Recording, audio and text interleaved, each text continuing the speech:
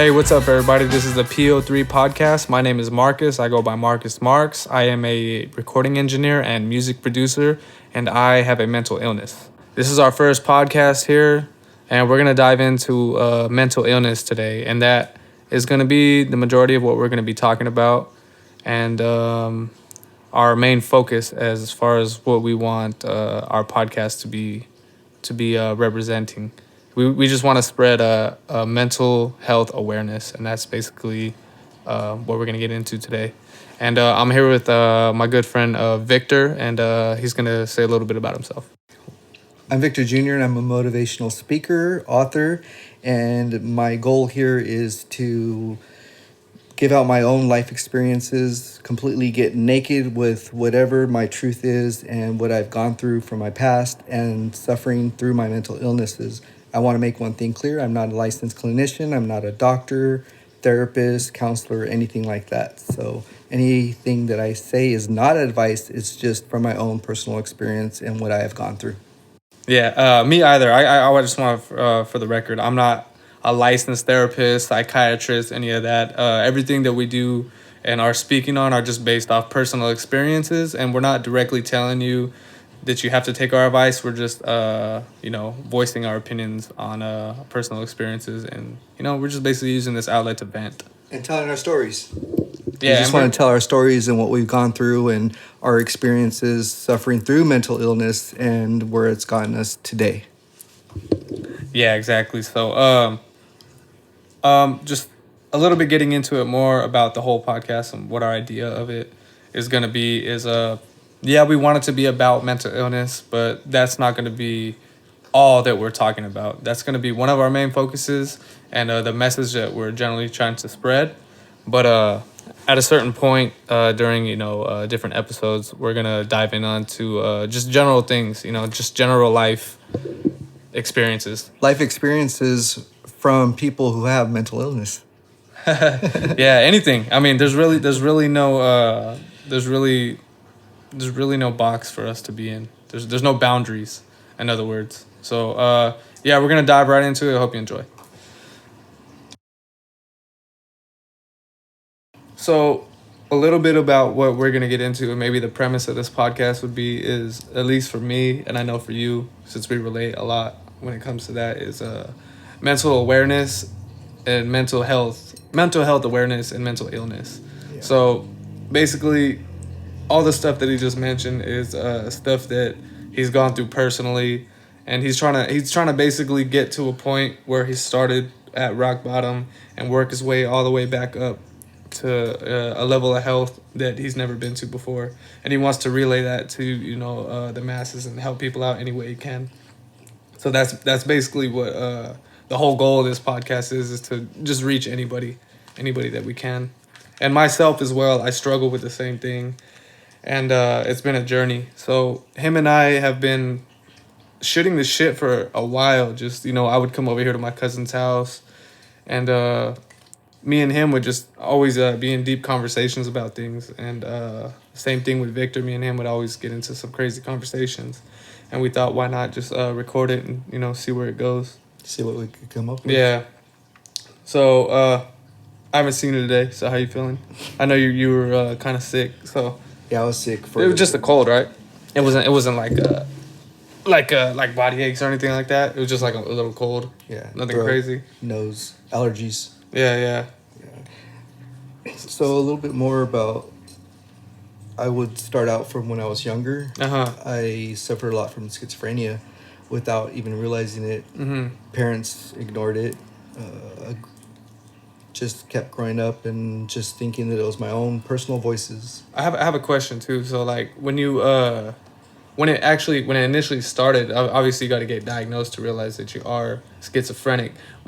What age did you start realizing that maybe something was wrong? Until about 5 years ago, I was about 38. So late into your life, you Yes. You noticed that something wasn't right. It's okay. This cat's right here. Yeah. Okay, so once you realize that, what are some of the details that maybe you can describe that, like things that were going on in your head that kind of threw you off a little bit?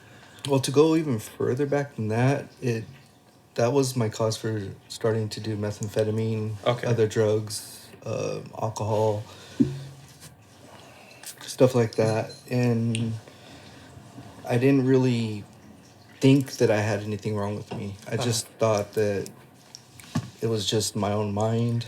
I honestly started to think that I had guardian angels by me, and then of course there was always this one demon that was trying to tell me to hang myself, that I wasn't good enough. So you were like literally hearing voices inside your yeah. head that were telling you these things, but it was always normal though, because it was just something that would happen on a day-to-day basis, so you didn't really think anything of it. That's correct. And sometimes I would see like shadows or something like walking So by. like hallucinations as well. Hallucinations, too? Yes. That's pretty intense, and especially, well, I mean, I don't know. Prior to that, have you ever done like any types of psychedelics or anything like that?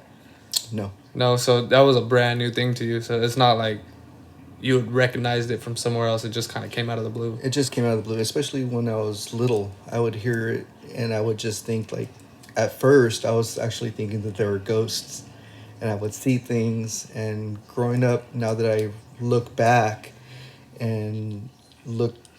throughout all those years and all the major situations that happened or stuff that I would see,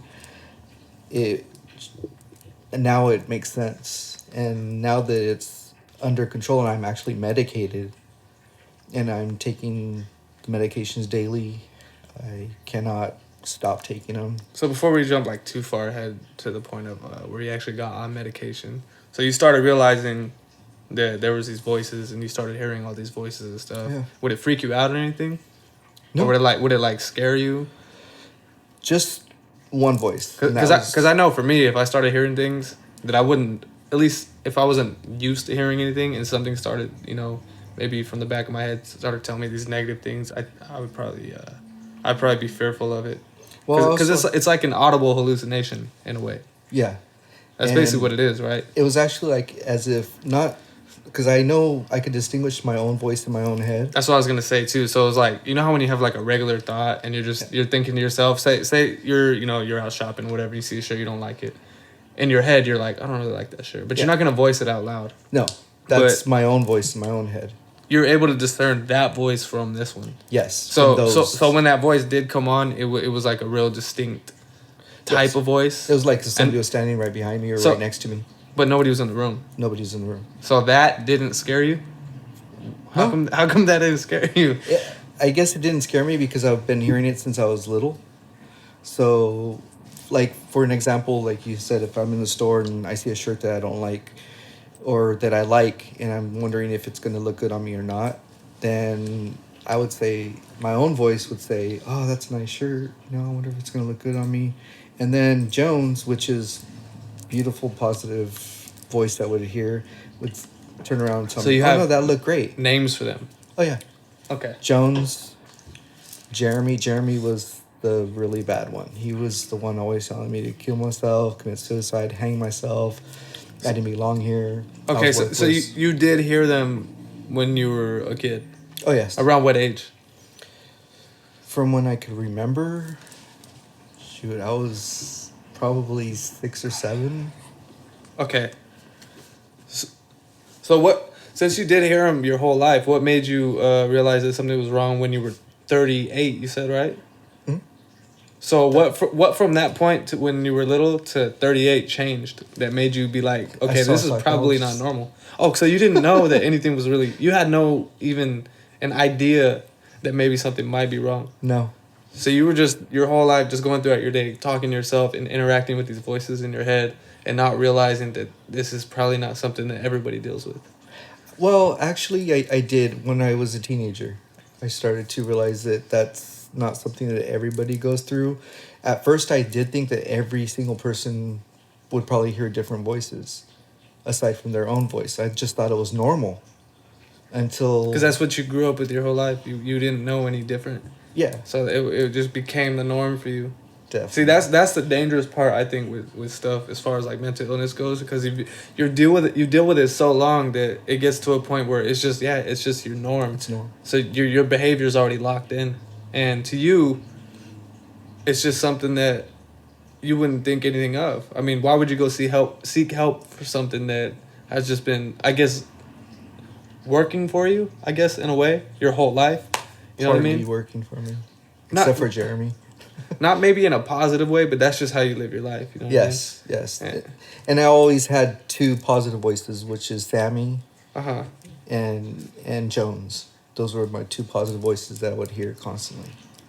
So you're growing up, you start hearing these voices around 7 years old, and then throughout the years, maybe 38. What happened when you were 38 that made you seek help?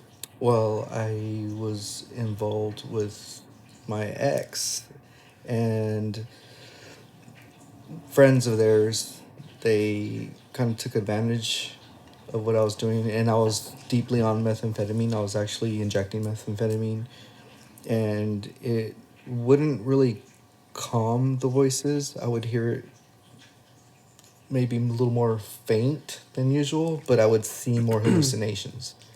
And then finally, we got into a big fight.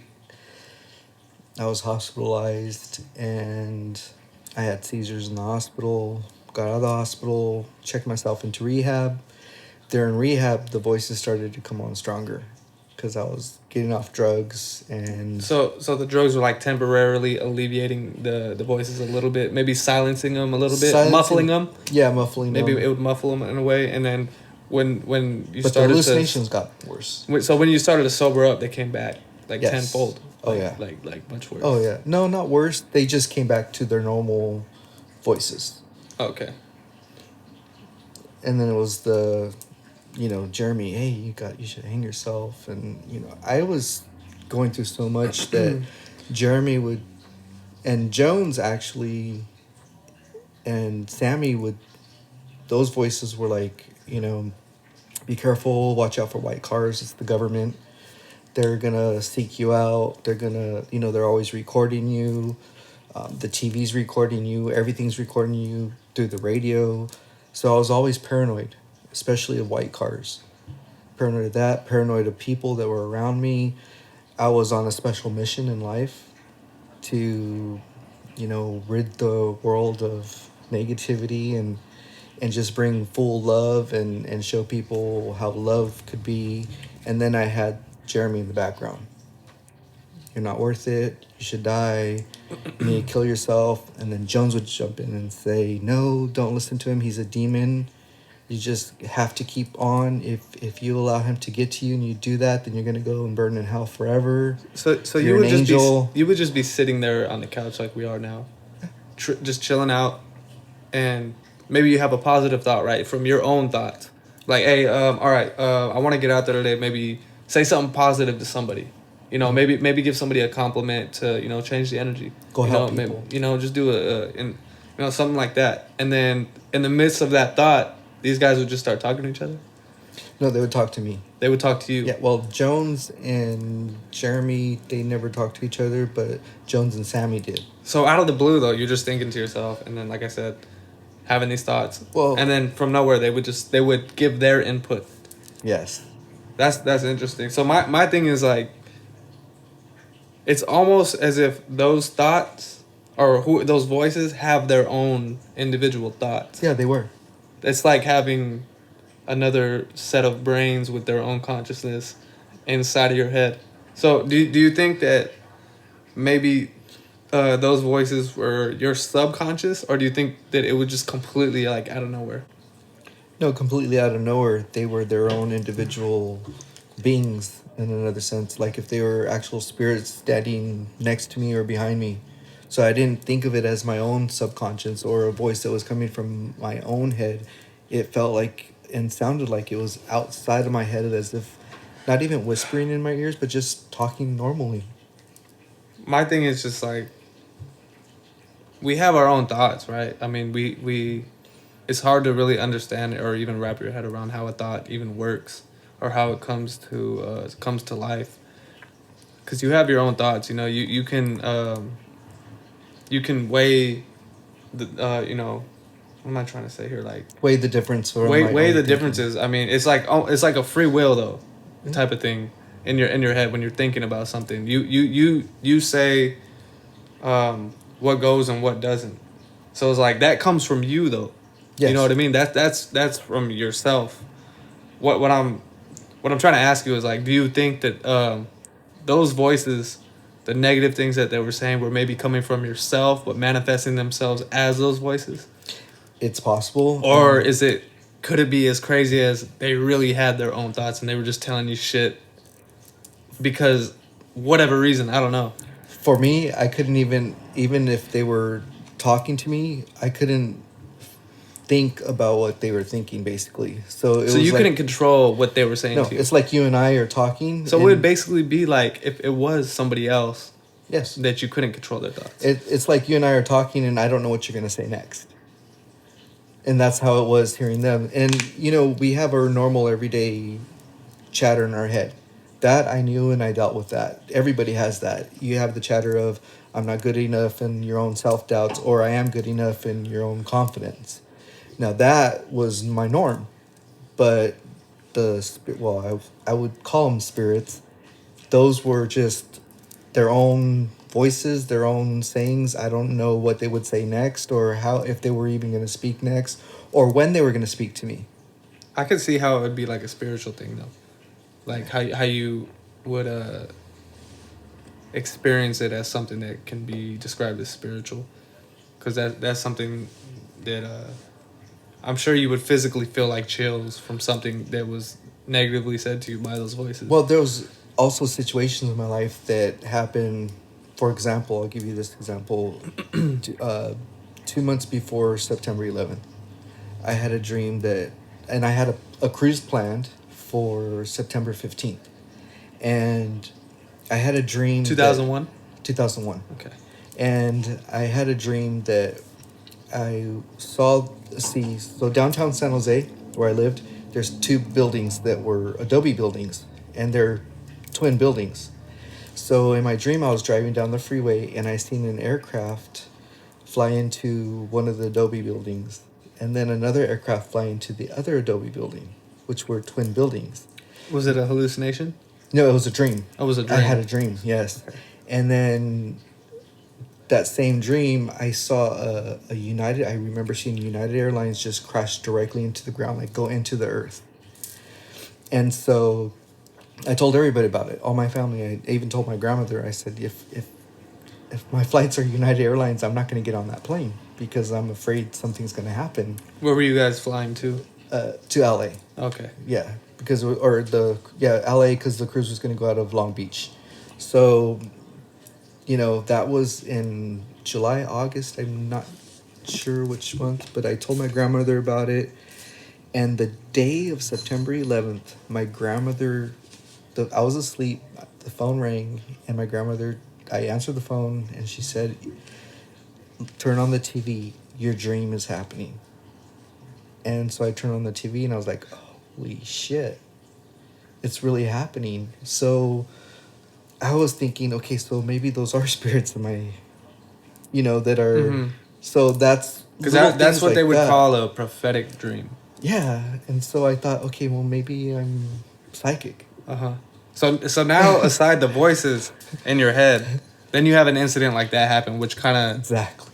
Tips the scales even more and kind of puts your head in a space where now you really don't know what to think because now you got all these questions. Am I fucking psychic now? Yeah, and you know what? It gave me more confidence in the voices.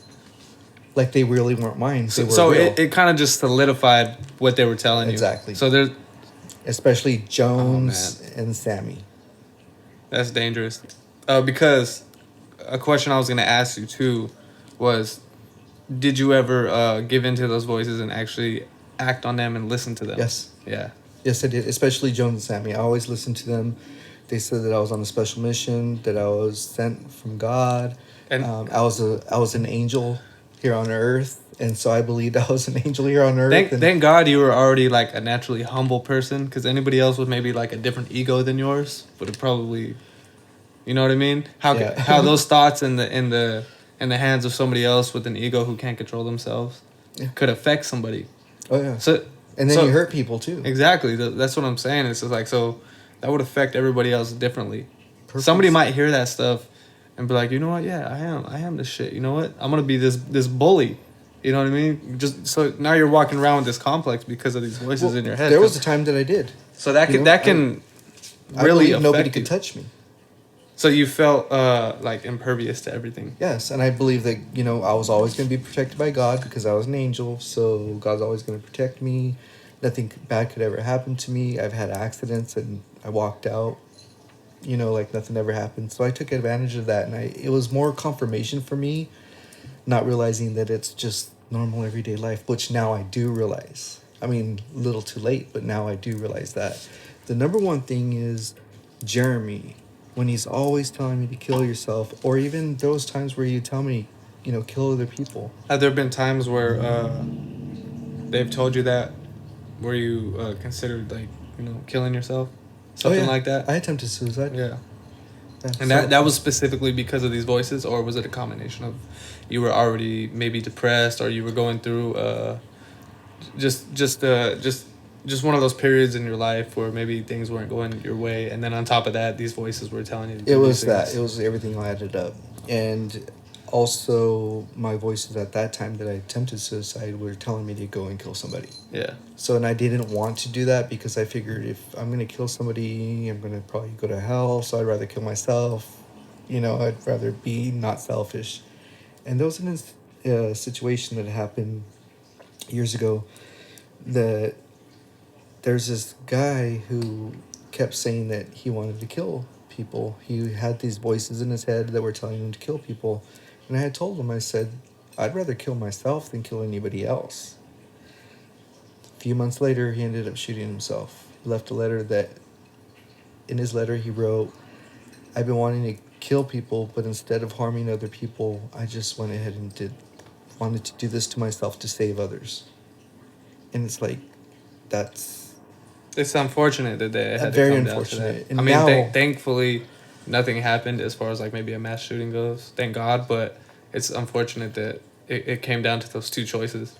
But you know what? I didn't think of it like that at that time. You know what I thought about was, okay, I'm glad he did what he did because he didn't listen to his voices, because I was still believing in my own voices. So that's how that just goes to show how deep you were into this thing. Oh yeah, and not just me, a lot of people out there. Yeah, and I was gonna say that as well. It's not just you, it's a lot of, I don't know what the percentage is, or if you know the numbers of what percentage of Americans, you can look it up on Google, are schizophrenic or dealing with it and are actually seeking help. Oh yeah, to get better. Thousands of people. I mean, look at everything that's happening. There's mass shooting like almost every month. See, this is a big reason why we are so interested in this type of thing, mental illness and awareness, is because there's so many people that are running around with this stuff in their head on the daily, and there's, especially at this time right now, I think things have been like going downhill. You know what I mean? A lot. Oh, you unplugged it? I think so. Things have been going like, can you hear? Can you hear it or no? No. No? Jackson, what did you do? Oh, I got it. Yeah, especially like right now. I feel like it's so important to make sure that, your loved ones or the people around you are in a healthy state of mind, because you look at, especially with like social media and all that stuff, everything's so easily at the the tip of your fingers. You can just go on, you can kind of dive into anybody's life, and a lot of people have self-esteem issues because of that. Well, think about this. Before social media, I would hear my voices, especially Jeremy would tell me, see what they have, you're not good enough. Mm-hmm. Imagine now the people who are suffering with schizophrenia that are seeing what other people have or pretend that they have on social media, and those voices in their own heads, what are they hearing? That they're not good enough. They're not, or even to go out and get rid of those people because those people aren't worthy of what they have, or they were spoon-fed. So it's like, on top of that, there's probably a lot of people, and this is just schizophrenia. There are a lot of other mental illnesses that people deal with as well. So you think about all that, and the U.S., there's a lot of people. There's 2.4 million diagnosed people in the U.S. In the U.S. alone. That's just alone. And that's diagnosed. And I don't want to like get off topic here, but like at least for me, I feel like most of what we do is kind of an energy thing. You know what I mean? When you go to somebody's house and you can tell that they're having a bad day without them even saying anything, it's almost like you walk in and you can feel the negativity from radiating from that person. You know what I mean? And it affects the rest of your day. So if that's true, you know, and everything is like an energy like that, that means that all that negative energy coming from these people with mental illnesses are like illuminating into the world. Like that is, it's like ripple effect. You know what I mean? And I feel like on maybe some level, it is affecting further people's mental health. Yeah, it's almost like a secondhand smoke of like mental health. Yeah. You know what I mean? The number one thing though, I believe, is what I could really focus on is the battle that I had within myself. Mm-hmm. The battle from the positive voices, the negative voices, and then my own battle within my own head, my own voice. So it's a constant war and it's a constant struggle. And that's one of the reasons why I wanted to commit suicide. It's because I was tired of that mental struggle. I was exhausted mentally. Every day was just like, all right, here we go. You already knew what you were going to expect from the day. You're going to get up and you're going to try and resist the thought of not being here anymore. And it just got exhausting. There's a point where you just want to give in. Everyone has their breaking point. Even to get up in the middle of the night to go to the bathroom and then somebody's standing right next to you saying something. Yeah, see, because there's a lot of people that maybe have never dealt with depression or anything like that for whatever reason. I mean, some people just don't go through it. And they can't really fathom the idea of when you are that severely depressed and you're in that type of state of mind, it really is hard for you just to get up and do those little things around the house.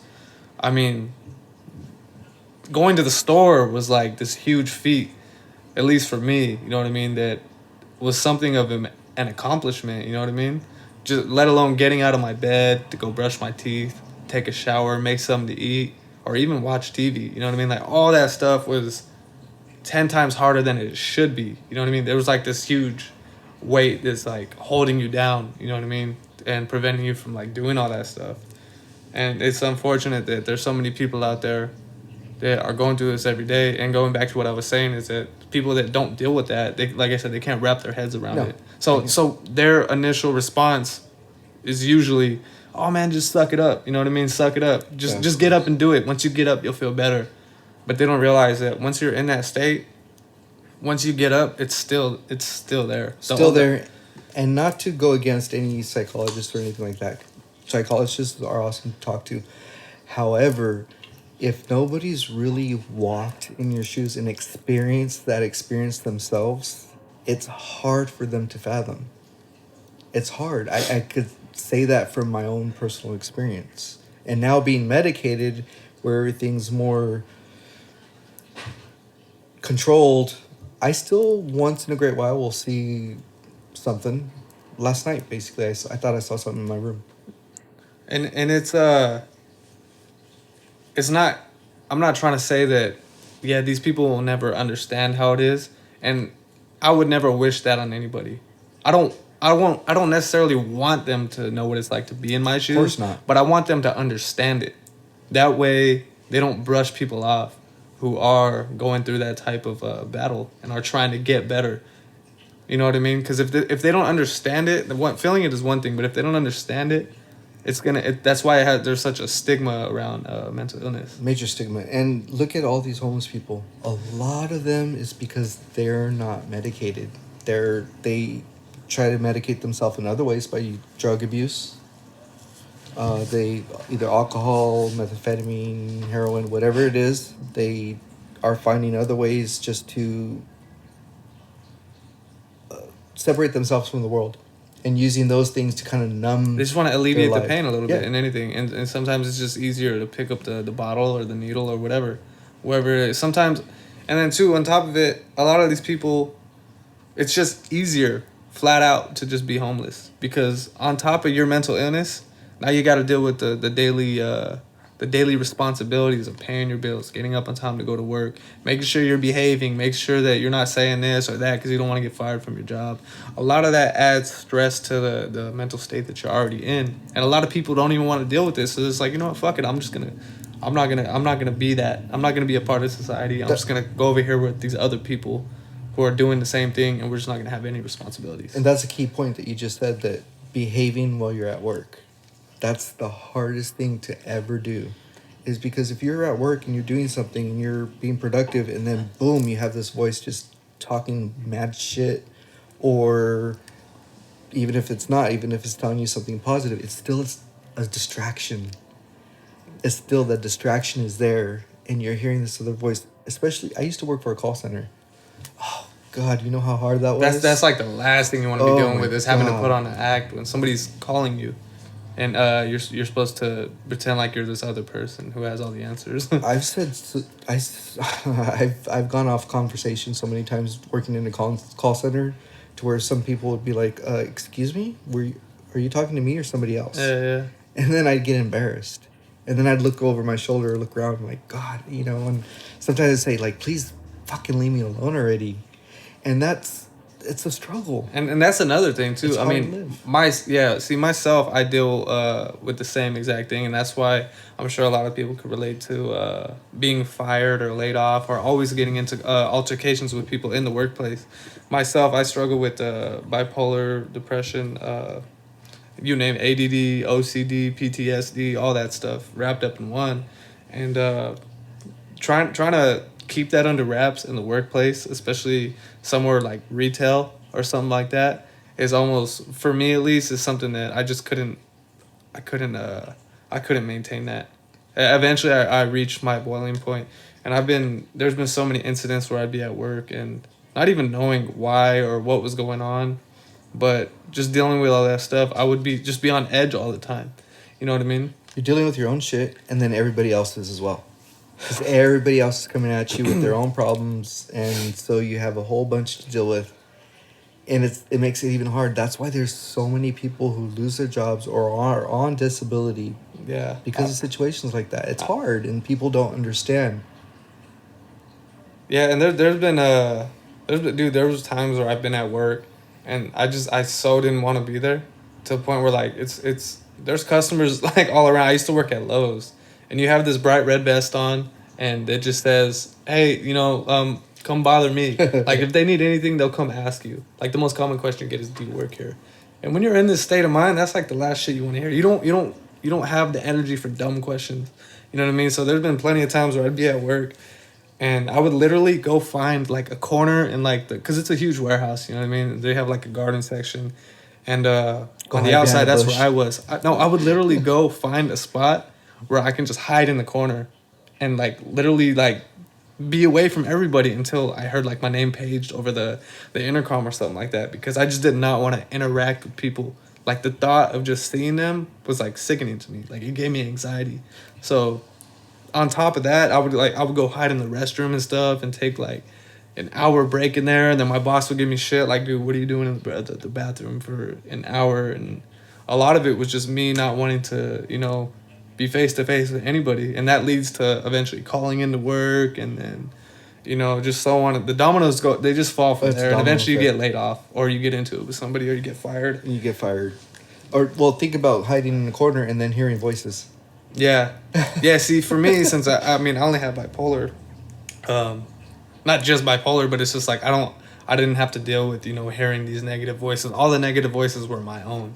That was me talking shit to myself. But you were hearing something from an external source, almost. You know what I mean? Inside of your head, which is I don't know. I could never experience that, and I wouldn't want to, but I can only imagine all the people that don't seek help for that type of thing, how mentally unstable they are. People are afraid to seek help because of the stigma. Yeah, They don't want to be classified as somebody with schizophrenia or even bipolar. Nobody wants to be classified as that, because people look at anyone who is with any type of mental illness as that stigma of, oh my God, they're dangerous. Yeah, see, me, I'm about to turn 30, and I got diagnosed when I was like, I want to say like 14 or 15, a long time ago. I've been diagnosed on 3 separate occasions for the same exact thing. So each psychiatrist knew, or psychologist knew exactly what they were looking at when I would go and describe my symptoms to them. Even my parents would go in, and I described to them what was going on with me. And it wasn't up until 3 years ago maybe that I actually decided to actively do something about it. So I've just been living my life from through my adolescence all the way up to my late 20s and just completely unmedicated and I never got help for it because I was not afraid. At least not in the beginning. I wasn't afraid because I had no idea what was going on. But when I finally realized that there was something wrong, I was afraid to talk about it with anybody. Well, yeah, you're dealing with it, and you don't want to. Basically, first of all, you don't want anybody else to know because of the stigma, of course, and then you don't want to push your problems onto anybody else either. Yeah, see, I didn't want to bother anybody with my shit. That's Because right. as a man too, you already have this thing of like, bro, just suck it up. Yep. Just suck it up. At least that's what my dad. Especially Latinos. always used to- yeah, there's like this machismo thing that comes with being a man. You know, especially in the Latin heritage. It's like, dude, just sweep it under the rug for now and just keep going forward. And Tough it up. as much as you try to do that, and I try to do that for a good amount of time, it just eventually comes to an end, and you just can't hold on anymore. Yeah, and that's why people snap. They either hurt Man, somebody else, Don't even get me hurt me started on that. themselves. And that's the problem. And that's the thing. And what people need to have is more compassion. They need to end the stigma, reach out to these people, make it more comfortable for people to come forward, either get medicated, seek psychiatric help, counseling, whatever it is, so that they could get off drugs, get on the right medication, and start taking control of their life. Yeah, because how many times were you on borderline about to snap, and nobody? How much do you think that outcome would have changed if somebody maybe would have just reached out, or you did have a support group of people that kind of knew what you were going through and would check up on you on maybe like a daily basis? How much different would it be from that to having nobody? I think it would make like a significant difference. It would have made a big difference, and I probably wouldn't have committed a lot of the wrongdoings that I've done in the past to myself, and stealing from people or hurting people, whatever it is. It would have prevented a lot of bad stuff and negativity from happening. But going forward, now that I know, and now that I'm getting help for it, I know that that's not who I am. Yeah. I've changed, I'm different, and that's the reason why we're doing this podcast. That's the reason why we're speaking out, coming forth for those who need this help, and or somebody who could see the signs in someone else. Yeah, that's huge, because I don't think people realize how much it actually affects somebody who's in a deep, dark place, who's feeling lonely and feels like they have nowhere to go. I don't think they understand how big of an impact that just sending a simple text how far that'll actually go. Like that'll make someone's day right there. At least for me. Even if somebody commits suicide, they still say, "Oh, they were selfish."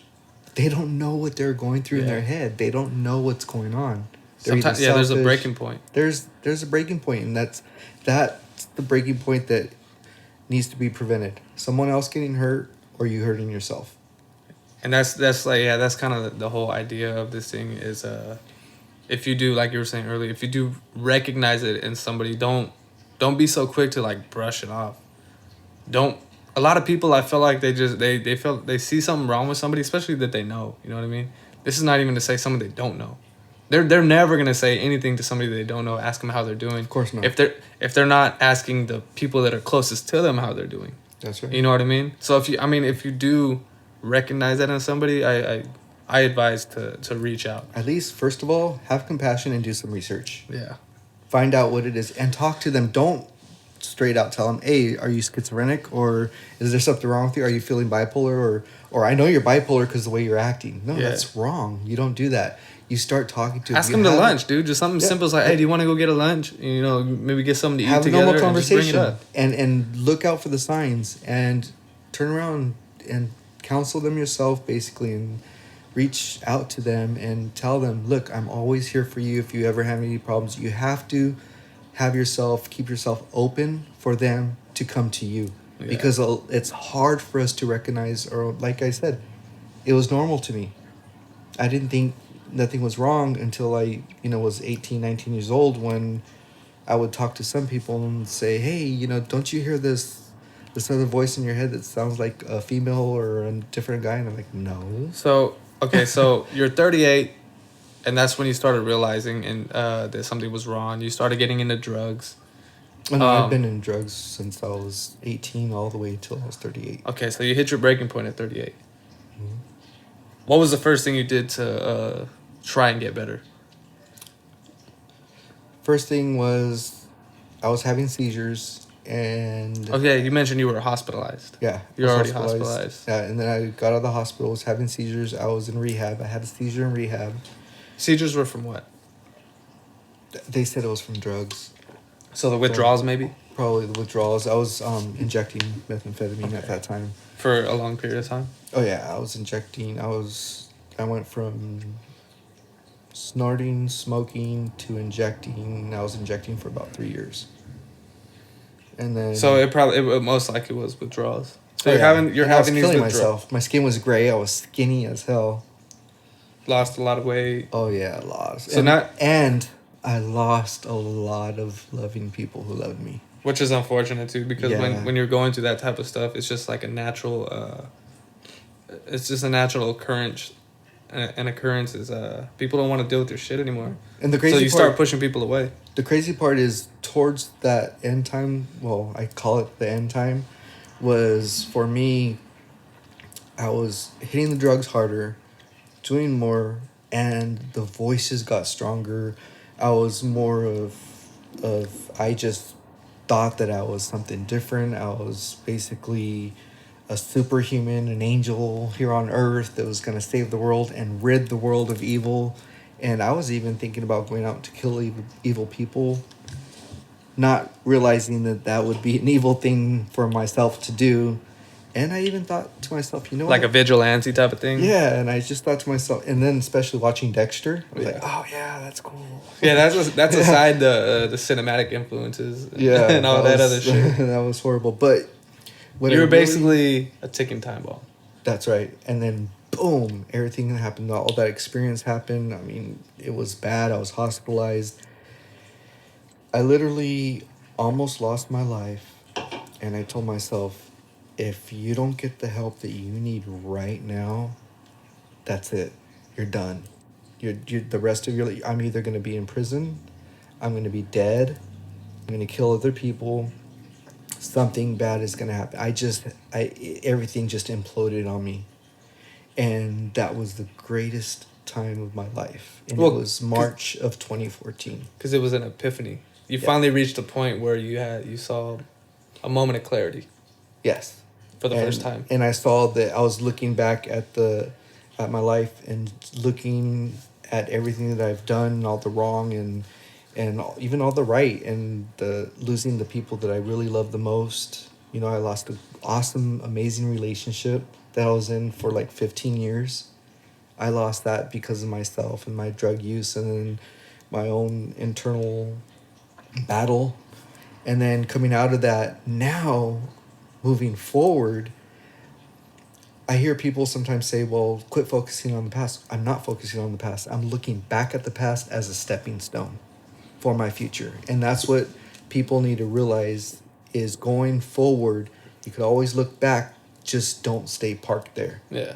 Because doing the drugs and continuing to do what I was doing and believing the voices and believing that there's agents after me and, you know, I'm here on a special mission, all that stuff is just a stepping stone for where I'm at today.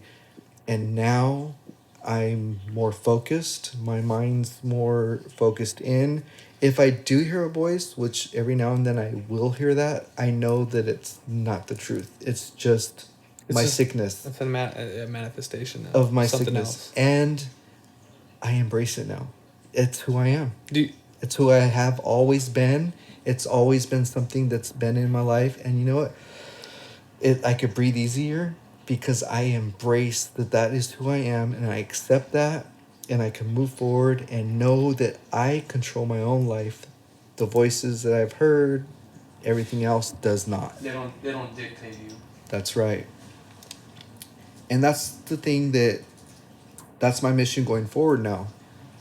My new mission in life is to help others that are suffering with the same same outcome. There's millions of people, as the stats say, in the U.S., and that's just 2.4 million. That's just the diagnosed people. Imagine all those people that go undiagnosed, that are afraid to come forward, that don't want to go see the doctor, or that are just out there homeless. I mean, we see homeless people here in Fresno everywhere. Yeah. You know, and they walk down the street talking to who God knows who, those voices they have. We're based in Fresno, California. For those, for the people, if we ever get any listeners, for the ones who are curious, we're in Fresno, California, and there's this Vice documentary that they did on YouTube. Vice is a pretty big YouTube channel, and they're actually on TV too as well. But they did a documentary. Did you see it on the meth epidemic that was going on in Fresno? I don't want to misquote, but I think it's this is the biggest meth capital in the world. Yeah, it says something like that. In the U.S., at least. I think they have a website too, Vice. Yeah. And all of that is obviously due to, drug addiction, but that usually derives from mental illness. People being mentally ill, and then eventually seeking, alleviation through drugs. And for whatever reason, this area that we're in here, Fresno, it hit everyone pretty hard. 'Cause it was the meth epidemic on Vice.com. It's the crystal meth epidemic plaguing Fresno. I think somewhere too there was a stat that said it was the biggest one in the United States. So so if you want to check it out, it's crystal meth epidemic plaguing Fresno. You can just go on YouTube and they have the documentary on there. I don't know if they have it on Netflix or anything like that, but so now you're trying to move forward and you're trying to get better. You're having these seizures when you're released from the hospital. At what point did you return? Did you go back to the hospital, or did you go to like a rehab or something like that? I went to rehab. I was in rehab for about 4 months. Got on my chips. Uh-huh. And then after leaving rehab, I went on to disability and just started to focus in more on myself and on my own life and taking control of, I can say, the life that I never lived before. Because I've never truly lived my full potential before. And now it's kind of like a rebirth and a new beginning from 2014 on. And that was back in 2014. I barely started to write my books. So it's been 5 years since you've been actively doing something about Working on myself. becoming healthier. Yes. Mentally, physically, all that. Everything. So now you're on currently on medication, right? Yep. And how much of a difference would you say that makes on and off? It makes a big difference after you get used to medication. Because it's different for everybody. Not everyone reacts to the medication the same. That's right. And at first, when I first got on it, I was having just like sleepwalking sometimes. It wasn't feeling good. But now that I'm on it and I continuously take my medication, I'm living a normal everyday life. For you personally, how long did it take for them to like tune your medications to the point where you can function? 3 years. 3 years. Yeah, so people, it's a long journey. It's people a process. think that you're just gonna go over there, you're gonna get your pill, you take it, and then that's it. That's why a lot of people give up. Yeah, because it's such a long journey. It's a long journey, but you have to stick to the process. You have to do it. And if you want to get better, if you want to live a healthy, normal life. And I feel like these are the details that people don't let you know about when you are going to, get ready to seek help and all that. Yep. Because I feel like just a lot of that stuff is left out. Because in a way, like, it gets discouraging.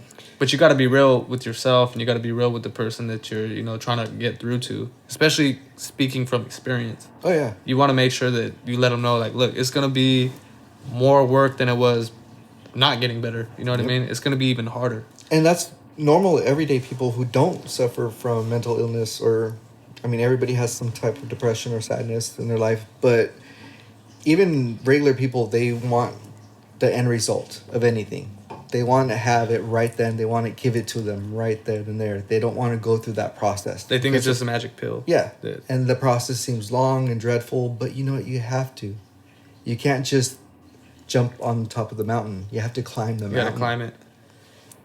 And it's climbing that mountain. And as long as you don't stay parked in one place, which I did several times throughout my life, you don't stay parked. You just keep on climbing that mountain. That's a huge thing, especially for people with depression or mental illness. Remaining stationary is dangerous. Very dangerous. It's dangerous because the longer you stay put, the more likely you are to fall back into your old ways. You constantly have to be moving forward and being active about it. And as tiring as it gets, sometimes you have to see, at least for me, the bigger picture. You know what I mean? Yeah. You have to realize what you're working towards. And there's a lot of and what's the gain from it?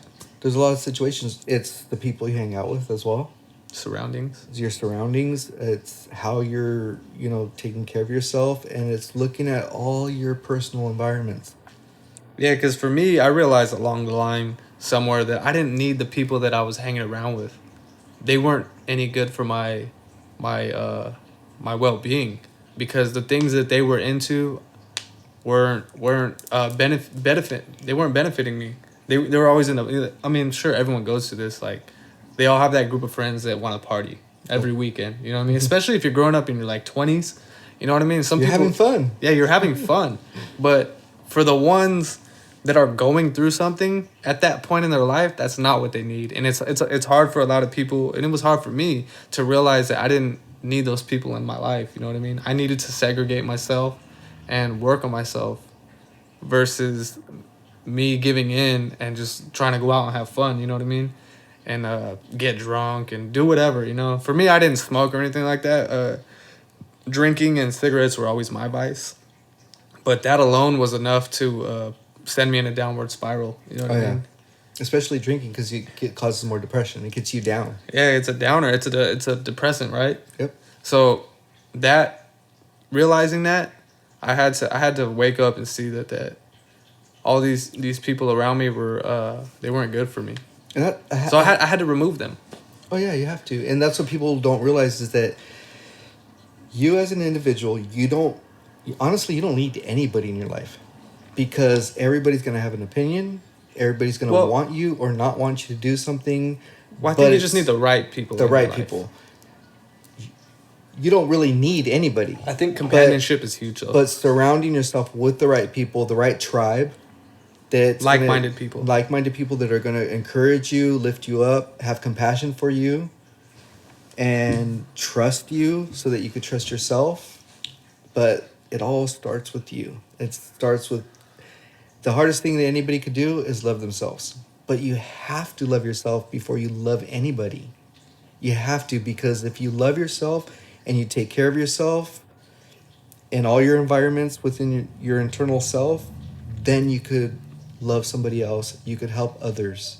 And that's the key, is digging in deep within inside of yourself and finding your grounding point and realizing that who you are in this world makes a difference. And everybody has a story that somebody else needs to hear, and that's why we're here. That's what we're doing. And whether you like it or not, your presence and your well-being does directly affect the people around you. Oh, it does.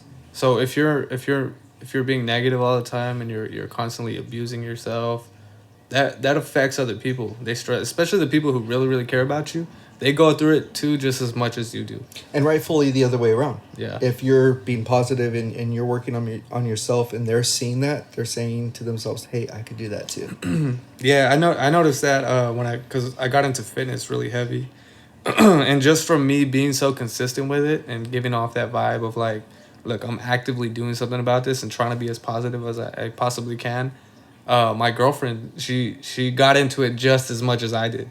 You know what I mean? So that started like rubbing off on her, and now she's becoming more positive because I decided to become more positive too, as well as the people around me. You know what I mean? So it's almost like a mirror effect. Yeah, like and people see that and they willing. can't. Yeah. See, but that's just, I got lucky in that aspect as to where I found somebody who's willing to go through the journey with me. That's you know what I mean? The key. And willing to do the things that it takes for me to get healthy. What you just said, somebody who's willing to go through the journey with you, and that's the key, because it doesn't necessarily just have to be your girlfriend or Anybody. your significant other. It could be anybody. It could be your mom. It could be your dad. Anybody. A cousin. And a school. You might even need to schoolmate. separate yourself from your mom and your dad, or your cousin, or your family. Most people do. They seclude themselves from their families because they don't necessarily want them to see them in their true state. Because, at least for me, excuse me, at least for me, I feel like a lot of the times when I would go out to like family gatherings, like Thanksgiving or Christmas, I was putting on a front most of those times. Because a lot of those times I'm feeling depressed, dude, and I don't even really want to be there. You know what I mean? So I'm having to constantly interact with people and put on this mask of somebody who I'm not, and that drains a lot out of you. So you get to a point where you're just like, you know what? I'm just not gonna even be around those situations. And why do people put on that mask? Because their fear of judgment, fear of being judged by their family, and that's the thing. Guilt, fear, all those things that come. And you know, there comes a time in your life to where you say, you know what? That's it. I'm not going to do that. I had situations on Facebook to where I had to just completely stop talking to family members because they wouldn't see my point. Yeah.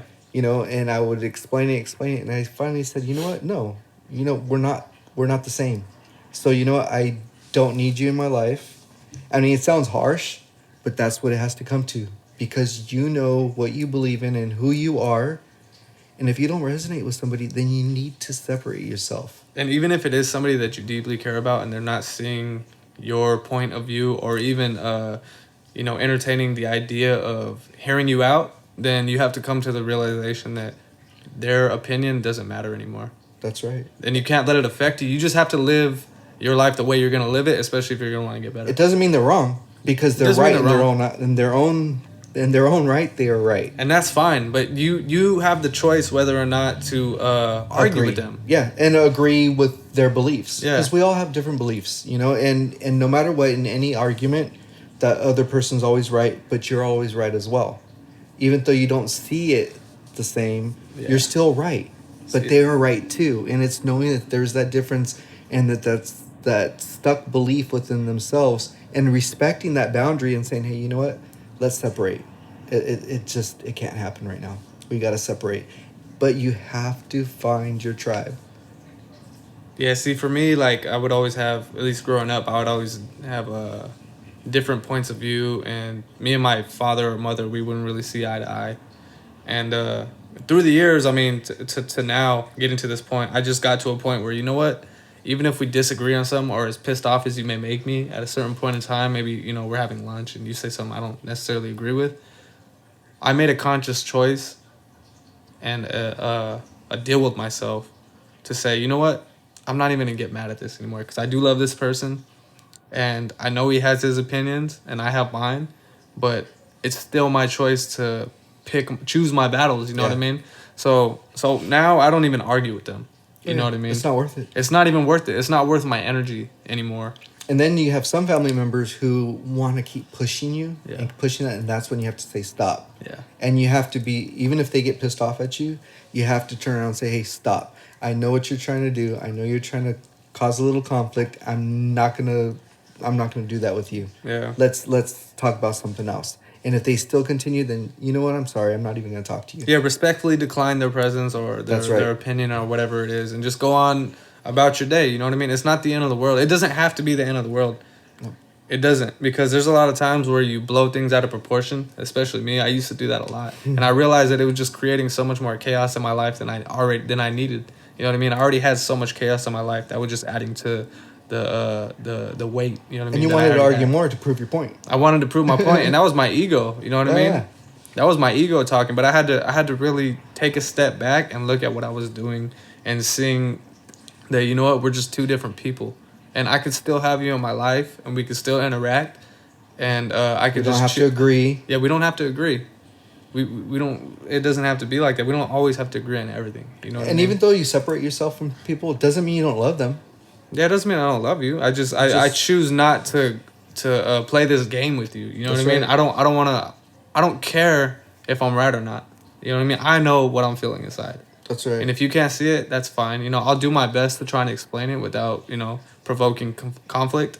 But if you don't understand me in the end, then that's not my problem because you're the one who's not understanding. Yeah. And if I don't understand you, it's actually my problem for not understanding you. So do what you got to do. Yeah. I got to do what I got to do and find the right people who are going to lift you up. That's why they say like minds attract to their kind. Yeah. Yeah, especially for me, I've always like gravitated towards people that were interested in talking about the same thing that I was. You know what I mean? And But that's why sort of- we're sitting here right now. Yeah, well, that's where we just had a connection that way as far as like the things we were able to talk about just came naturally. It wasn't really forced. I mean, I didn't have to pretend like I was interested in what you were saying because it was just a natural interest that I had. So that's at least for me, that's what you want to do as far as your friends go. Oh yeah. You know what I mean? You want to look for that type of aspect in someone that you naturally like gravitate towards. And honestly, I believe that I believe the universe works in mysterious ways, and those right people come into your life. That's a whole other topic. I know, right? That's something else we can get into. But damn, dude, we've been going for how long does that say? Like an hour, I think. So if you want to wrap it up, we could wrap it up. That was a pretty good in-depth conversation on this is the tip of the iceberg right now. Yeah, you know what I mean. We didn't really. I mean, we dove into it, but there's so much more. And I'm just chilling and like seeing how this goes because it's my very first time ever doing anything like this. Me as well. But it's no different than us just having a conversation. Yeah. You know, like we always do. We're just recording it this time for. It started getting more comfortable towards the end though. I started feeling more like at ease. And yeah, and like I said, we don't have like a name for anything for it right now. We're gonna put our heads together, see what we come up with. But we do have a message. We do have a message, and you know what? It's not always gonna be like this. No. Sometimes we're not always gonna try and preach to you. Sometimes we're just gonna be shooting the shit and just talking about our daily voyages. You know what I mean? Whatever the day held for us, or if I got something on my chest, me and him will get in here and we'll talk about it. That's right. You know what I mean? So it's not always gonna be mental illness as the premise, but know that is something that lives like within us and it's vibrant in our lives. It's everyday life. Yeah. You know, we're not gonna just look for topics just to talk about just because it's something there, but of course we will when it comes up. But we're gonna just talk about what we're living. And for now at least, it'll just be me and Victor on the podcast for now. And I think eventually though we can get people and who have gone through different things with another point of view to offer. So I guess that about wraps it up. Yep. So wherever you are.